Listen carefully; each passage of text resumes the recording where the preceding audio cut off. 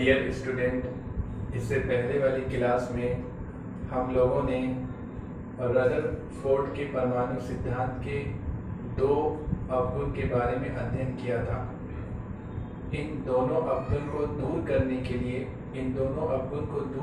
के लिए रदरफोर्ड ने वैज्ञानिक नील्स बोर को आमंत्रित किया अपने लैब में और उन्हें अपना लैब दे दिया।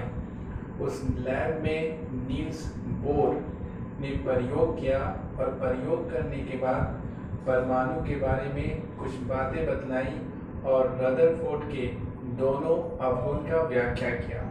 तो आज हम लोग इस क्लास में नील्स बोर का परमाणु सिद्धांत देखेंगे। इसके बारे में आज हम लोग अध्ययन करेंगे।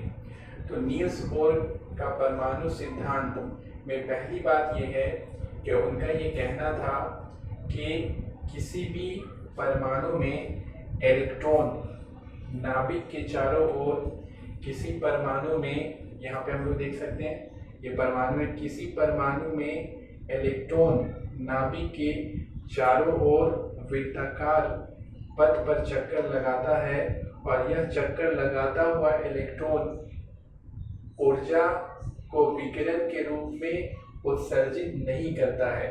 यानी चक्कर लगाते हुए इलेक्ट्रॉन से ऊर्जा का उत्सर्जन विकिरण के रूप में विद्युत चुंबकीय तरंग के रूप में नहीं होता है। यानी इलेक्ट्रॉन का ऊर्जा घटता नहीं है। जब इलेक्ट्रॉन का ऊर्जा नहीं घटेगा तो इलेक्ट्रॉन लगातार वृत्ताकार पथ पर चक्कर लगाता रहेगा। ये अपने वृत्ताकार पथ को छोटा बनाते हुए नाभिक से जाकर टकराएगा नहीं। तो इस तरीके से बोर का ये कहना था कि किसी भी परमाणु में इलेक्ट्रॉन नाभिक के चारों ओर वृत्ताकार कक्षा में चक्कर लगाता है और यह चक्कर लगाता हुआ इलेक्ट्रॉन ऊर्जा का उत्सर्जन विकिरण के रूप में नहीं करता है और इन वृत्ताकार पथ को वो कक्षा कहते थे। यानी कि ये पहला कक्षा हो गया, इसके बाद ये दूसरा कक्षा हुआ और ये तीसरा कक्षा हुआ। कक्षा को n से सूचित किया जाता है। तो n बराबर 1 का मतलब पहला कक्षा और पहले कक्षा को निम्नतम अवस्था भी कहते हैं। पहला कक्षा का ही दूसरा नाम, पहले कक्षा का दूसरा नाम निम्नतम अवस्था भी है। और ये हो गया n बराबर 2 का मतलब दूसरा कक्षा, n बराबर 3 का मतलब तीसरा कक्षा, इस तरह से n बराबर 4, 5। तो किसी भी परमाणु में इलेक्ट्रॉन नाभिक के चारों ओर निश्चित अस्थायी कक्षा में चक्कर लगाता है और यह चक्कर लगाता हुआ इलेक्ट्रॉन ऊर्जा का उत्सर्जन नहीं करता है, जिसके कारण यह लगातार वृत्ताकार पथ पर यानी कक्षा में चक्कर लगाता ही रहता है, नाभिक से जाकर टकराता नहीं है। दूसरी बात यह है बोर के परमाणु सिद्धांत में कि किसी परमाणु में, दूसरा बात यह है कि किसी परमाणु में इलेक्ट्रॉन के नाभिक के चारों ओर केवल उन्हीं अस्थायी कक्षा में चक्कर लगाता है जिसमें उसका कोणीय संवेग h/2 पाई के पूर्णांक गुणज के बराबर होता है। h/2 पाई का पूर्णांक गुणज होता है। यानी इलेक्ट्रॉन का कोणीय संवेग, देखिए इलेक्ट्रॉन के घूमने के लिए, चक्कर लगाने के लिए यहाँ पे भी जगह है, यहाँ पे भी जगह है, यहाँ पे भी, इस तरह से भी चक्कर लगा सकता है, यहाँ पे भी, यहाँ पे भी। लेकिन ये कहीं पे भी चक्कर लगाना शुरू कर दे ऐसा नहीं है। ये उन्हीं वृत्ताकार पथ पर चक्कर लगाता है जिसमें इलेक्ट्रॉन का कोणीय संवेग h/2 पाई का पूर्णांक गुणज होता है। यानी n एक पूर्णांक संख्या है, n बराबर 1, 2, 3 पूर्णांक संख्या है, तो n का गुणज होता है पूर्णांक संख्या का, h/2 पाई के पूर्णांक संख्या का गुणज होता है। तो यहाँ पर देखिए कोणीय संवेग को सूचित किया जाता है n से, तो n बराबर nh/2 पाई हो गया। अब देखो, अब हम लोग जानते क्या है कि कोणीय संवेग बराबर होता है द्रव्यमान गुणे कोणीय वेग। किसी भी वस्तु के द्रव्यमान और कोणीय वेग के गुणनफल को कोणीय संवेग कहा जाता है और कोणीय वेग बराबर होता है रेखीय वेग इंटू वृत्ताकार पथ की त्रिज्या। तो इस तरह से n बराबर m इंटू ओमेगा और बराबर हम लोग लिख सकते हैं एम वी आर, जहाँ एम है इलेक्ट्रॉन का द्रव्यमान, ओमेगा है कोणीय संवेग, कोणीय वेग, और बी है रेखीय वेग, और आर है कक्षा त्रिज्या या वृत्ताकार पथ की त्रिज्या। तो इलेक्ट्रॉन उन्हीं अस्थायी कक्षा में चक्कर लगाता है जिसमें उसका कोणीय संवेग, कोणीय संवेग का मतलब इलेक्ट्रॉन के द्रव्यमान, रेखीय वेग और त्रिज्या, वृत्ताकार पथ की त्रिज्या या कक्षा त्रिज्या, इन तीनों का गुणनफल होना चाहिए h/2 के पूर्णांक गुणज होता है, h/2 का पूर्णांक गुणज होता है। तो इस तरीके से कहीं पे भी चक्कर लगाना शुरू कर दे ऐसा संभव नहीं है। जैसे कि आप एक कार को देखा होगा आपने कि कार रोड पर चलती है, लेकिन ऐसा नहीं कि कार कहीं किसी भी रोड पर चलने लगेगी, बल्कि कार की अगर चौड़ाई अगर 5 फीट है तो वो ऐसे रोड पर चलेगी जिसकी चौड़ाई 5 फीट से ज्यादा होगी। अगर 5 फीट से कम है तो वहां पर वो कार का चलना संभव नहीं है। तो इस तरह से जिस तरह से चौड़ाई पे वहां पर निर्भर करता है, उसी तरीके से इलेक्ट्रॉन का चक्कर लगाना ये इलेक्ट्रॉन के द्रव्यमान, रेखीय वेग और त्रिज्या, इन तीनों के गुणनफल पर निर्भर करता है। इसके बाद तीसरा बात उनका ये था कि जब इलेक्ट्रॉन को ऊर्जा दिया जाता है, जब इलेक्ट्रॉन को बाहर से ऊर्जा मिलता है तो इलेक्ट्रॉन निम्न कक्षा से उच्च कक्षा में चला जाता है। यानी इलेक्ट्रॉन अगर इसमें चक्कर लगा रहा है और इलेक्ट्रॉन को जब ऊर्जा मिलता है तो इलेक्ट्रॉन क्या करता है, निम्न कक्षा से उच्च कक्षा में चला जाता है। यानी इसको कहेंगे निम्न कक्षा और इसके ऊपर वाले को कहेंगे उच्च कक्षा में चला जाता है। उच्च कक्षा में जाने के बाद इलेक्ट्रॉन थोड़ी देर वहां रहता है, कुछ समय के पश्चात भी वापस निम्न कक्षा में आ जाता है, और जब ये वापस लौटता है तो अतिरिक्त ऊर्जा को फोटोन के रूप में उत्सर्जित कर देता है। यानी अतिरिक्त ऊर्जा का उत्सर्जन कर देता है, किसके रूप में, फोटोन के रूप में। फोटोन क्या होता है, ऊर्जा के छोटे छोटे पैकेटों को या क्वांटा को हम लोग क्या कहते हैं, फोटोन कहते हैं। तो यहाँ पे देखिए, जैसे कि मान लेते हैं कि इस कक्षा में चक्कर लगाने के लिए इलेक्ट्रॉन को ऊर्जा की जरूरत पड़ती है 50 जूल। ये मान के चलते हैं, समझने के लिए है कि इस कक्षा में ऊर्जा की जरूरत, मान लेते हैं कि इस कक्षा में 50 जूल चाहिए, 50 जूल चाहिए, और इस कक्षा में ये बड़ा सा पाथ है, रास्ता है, तो यहाँ पे ज्यादा ऊर्जा की जरूरत पड़ेगी, मान लेते हैं 80 जूल चाहिए। तो जब इलेक्ट्रॉन को 80 जूल ऊर्जा हो जाता है, अगर बाहर से इसको और मिल गया 30 जूल ऊर्जा, यहाँ से और मिल गया इसको 30 जूल, 30 जूल ऊर्जा जैसे ही मिलता है इस इलेक्ट्रॉन को, तो ये जंप करके यहाँ चला जाता है, यानी निम्न से उच्च कक्षा में चला जाता है। थोड़ी देर के पश्चात ये यहाँ रहता नहीं है, थोड़ी देर के पश्चात ये क्या होता है, वापस जब लौटने लगता है तो जो अतिरिक्त ऊर्जा है, अतिरिक्त ऊर्जा कितना है, 30 जूल है, तो 30 जूल ऊर्जा को ये क्या करता है, फोटोन के रूप में उत्सर्जित कर देता है, 30 जूल ऊर्जा का उत्सर्जन कर देता है।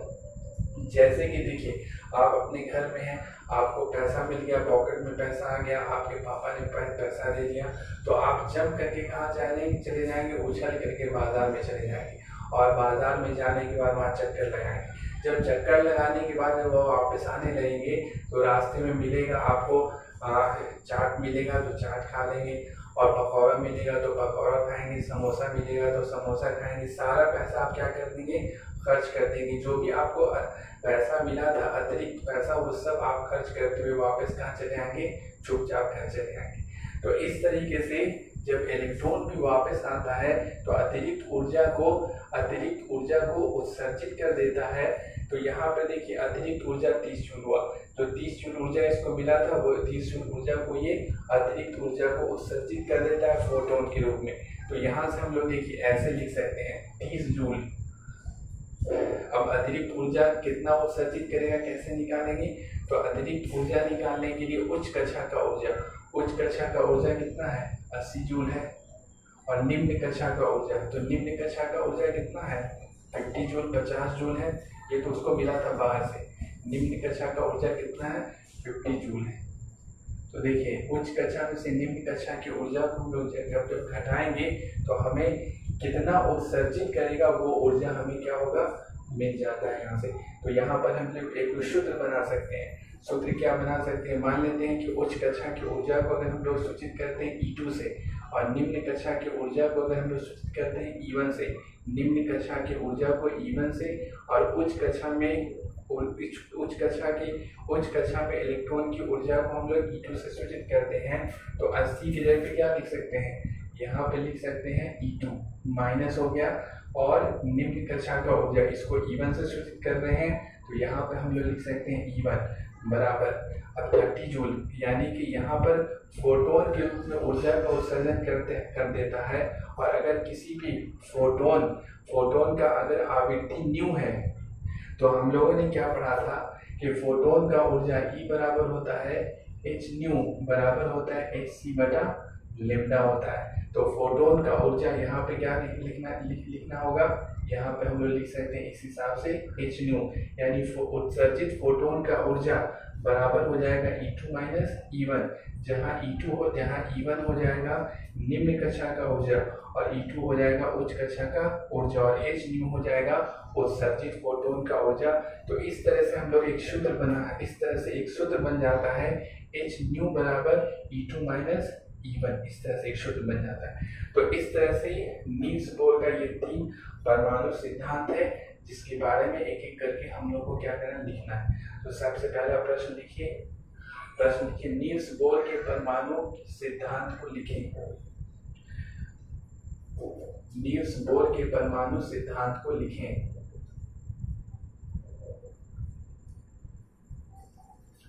नील्स बोर के परमाणु सिद्धांत को लिखें। अब लिखिए इसमें उत्तर में लिखिए नील्स बोर के परमाणु सिद्धांत के अनुसार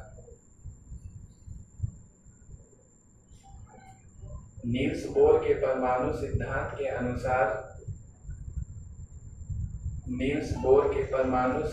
के अनुसार डैश दे दीजिए और नीचे वाले लाइन में लिखिए, पहला पॉइंट बना के लिखिए किसी परमाणु में इलेक्ट्रॉन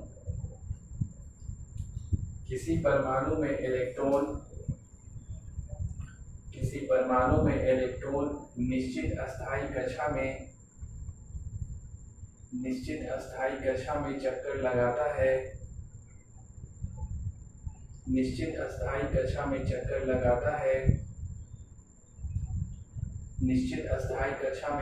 लगाता है और यह चक्कर लगाता हुआ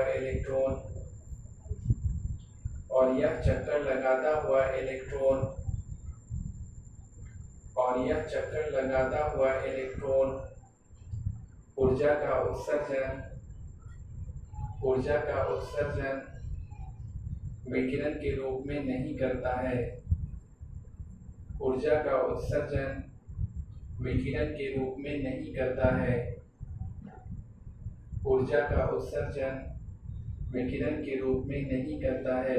दूसरा लिखिए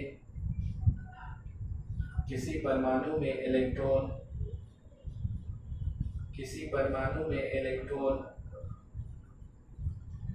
उन्हीं अस्थायी कक्षाओं में चक्कर लगाता है। उन्हीं अस्थायी कक्षाओं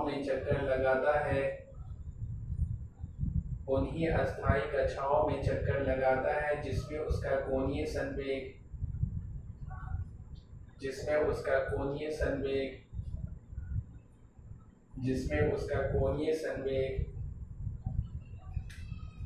h बटा 2 पाई, इस तरह से लिखिए h बटा 2 पाई का पूर्णांक गुणज होता है। h बटा 2 पाई का पूर्णांक गुणज होता है। नीचे में लिखिए अर्थात यहाँ लिखा हुआ देखिए अर्थात कोणीय संवेग बराबर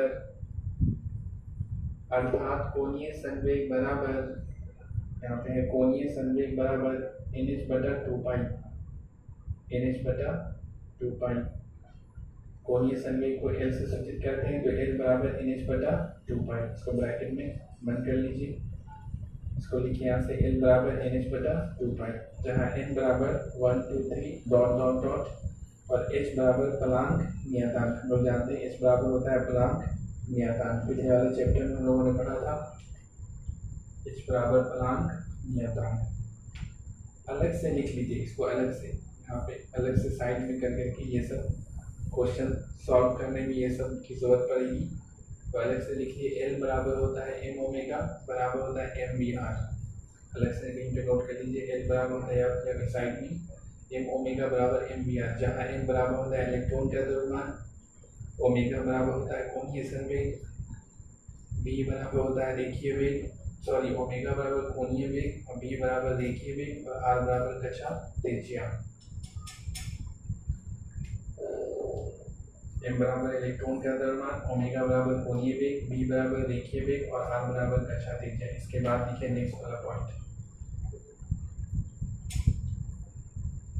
नेक्स्ट पॉइंट में लिखिए तीसरा, जब इलेक्ट्रॉन को बाहरी ऊर्जा दिया जाता है, जब इलेक्ट्रॉन को बाहरी ऊर्जा दिया जाता है तो इलेक्ट्रॉन निम्न कक्षा से उच्च कक्षा में चला जाता है, निम्न कक्षा से उच्च कक्षा में चला जाता है, कुछ समय पश्चात यह वापस निम्न कक्षा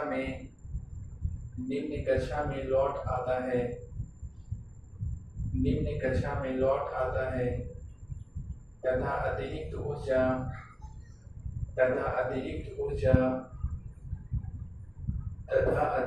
ऊर्जा विकिरण के रूप में अतिरिक्त ऊर्जा फोटोन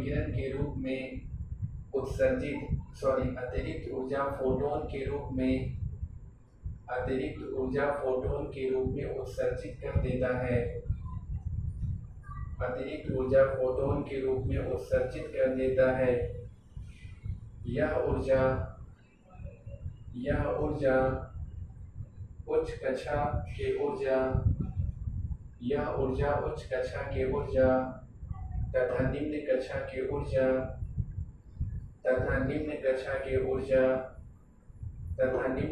के ऊर्जा के अंतर के बराबर होता है। निम्न कक्षा के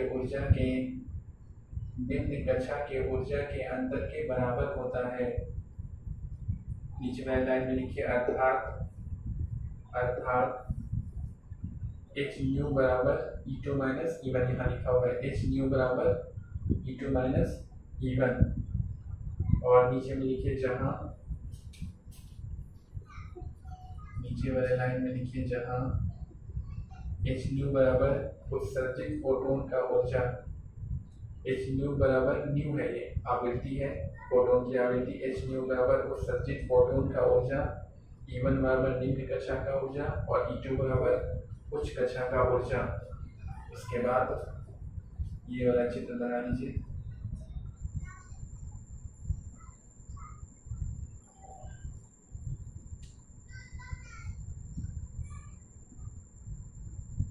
ये V है और ये न्यू है, आवृत्ति है, और ये वेग है। ये वाला चित्र बना लीजिए, साइड में करके बना लीजिए। ये वाला